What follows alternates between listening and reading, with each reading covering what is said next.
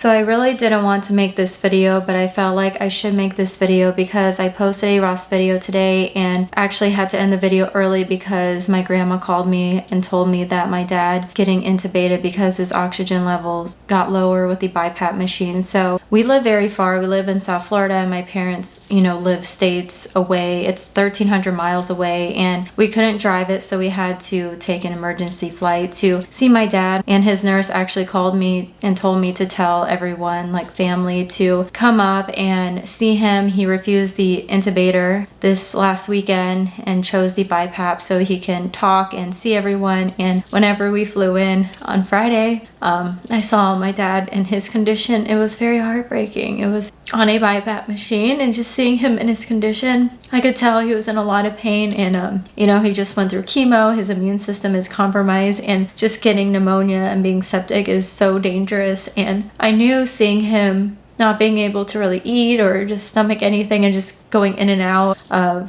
falling asleep, waking up, I could tell he didn't want to fall asleep. And my mother, she was by his side for, you know, almost a month, like overnight and everything, just being there. And I'm very happy that I went, and I knew going it was possible. It was my last conversation I will ever have with my dad. So the next day on Saturday, we were there for about 48 hours. The next day on Saturday, you know, he saw me and my mom talking and just saw his brothers and, you know, his family. And I thought he felt very comfortable. So he was finally able to get some sleep. And he slept most of the day, and I saw him that night, and he was still in pretty bad shape. He was on a lot of, you know, medication and pain meds. So on Sunday we had to leave, and in the morning, I went in there, I had a heart-to-heart with my dad.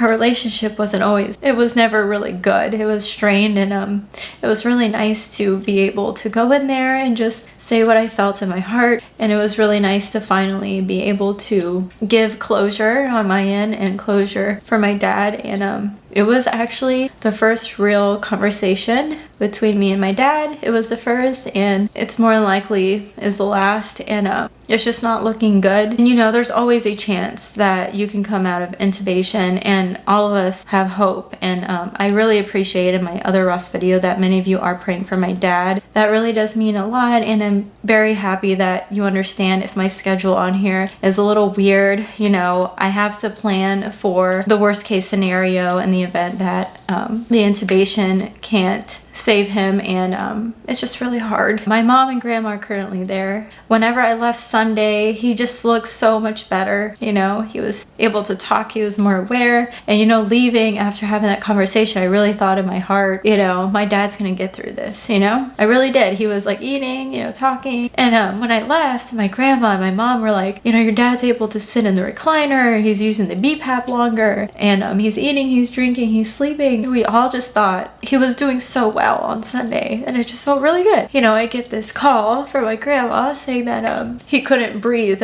this morning. Like he couldn't, I think his oxygen went down to 70% and his respiration was like 20. And then the doctor said it's time for sedation and intubation. And my mom, you know, she had to sign off on that, but my dad really wanted it because he was in so much pain and he couldn't breathe. So just imagine being suffocated. But we were all just thrown off, and he was so good on Sunday. It's just insane how things just change in a second, you know. So currently right now he is sedated, he's intubated, and during the intubation process they were sedating him a little and he was still not really good.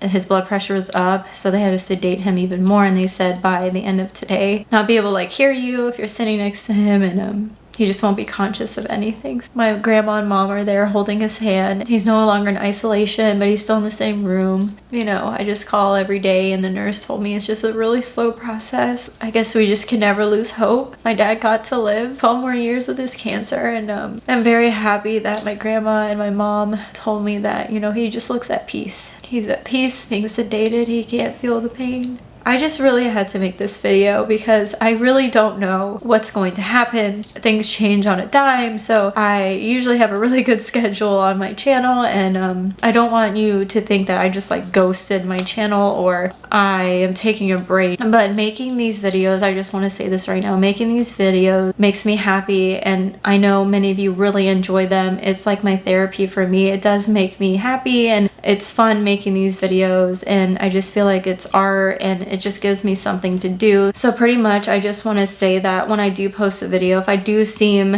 sad, it's because I am going through a lot right now, and I still want to make videos. It is something that I enjoy. It's something that, you know, helps take my mind off of it, and it's really hard, you know. Throughout the day I'll try to like distract myself, and then I'll start thinking about it, and then I start doing this, and then it has been a really rough 4 days for me, and there's a lot of highs and lows. One day he's doing great, the next day he's doing bad, and now he's intubated. So it's really hard. I'm gonna go through a lot, I know I am, but I know I do love what I do. It's therapy and it helps me, and I love talking to you, and I have a really big support system. It's just from here on out I just don't know what's going to happen. So I really hope that all of you understand, and I've never lost anybody in my life, so I am just taking it day by day, and you know, I will always have hope, and I have to prepare for the worst. But I pretty much made this video because I just thought it was very, very important for me to, you know, be able to tell you why I didn't post that day, or if you don't watch my videos every day and you're confused on like where am I or something, then this video will be on my channel, and just to update you. And